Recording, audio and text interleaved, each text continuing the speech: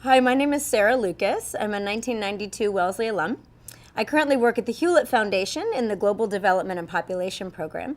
And I came to Wellesley to talk with the students about data for development and why data matters for decision making in development and why it matters for democracy. Imagine if you had a problem to solve.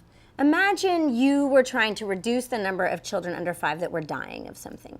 You would need to know how many children under 5 live in my area? What are they dying of? Are they dying of different things in one place versus another? You wouldn't be able to solve that problem without some basic data. That's why data for development matters. People who are designing programs, making policies, leading countries, leading communities need to understand the conditions in which they're working and the needs of the people around them in order to make good decisions and set good policies. The big takeaways that I want the students to take from this lecture are, one, that data matter, and that if you are an economist or a data scientist or a doctor or whatever you are, you're going to rely on data for decision making. And the data for decision making is not something that should just be left to technocrats, but anybody who cares about the world needs to start by, what do I know about the current situation that I'm in?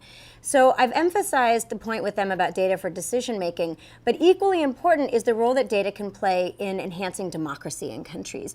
To bring data into transparent light about conditions and about service delivery, about corruption, about bribery, about aid flows, about budgets.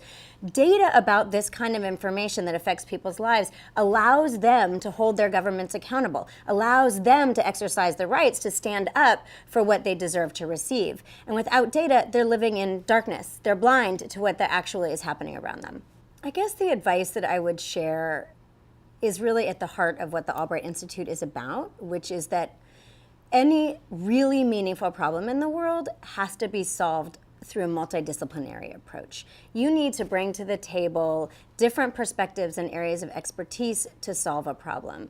And so, A, it's fabulous that they're getting that experience in the Albright Institute now, and B, it kind of takes the weight off that feeling of like, I have to choose the perfect path today because if I want to do X, there's only one way to get there. In fact, if you're interested in global development, you can get there through economics, through sociology, through theology, through language, through literature.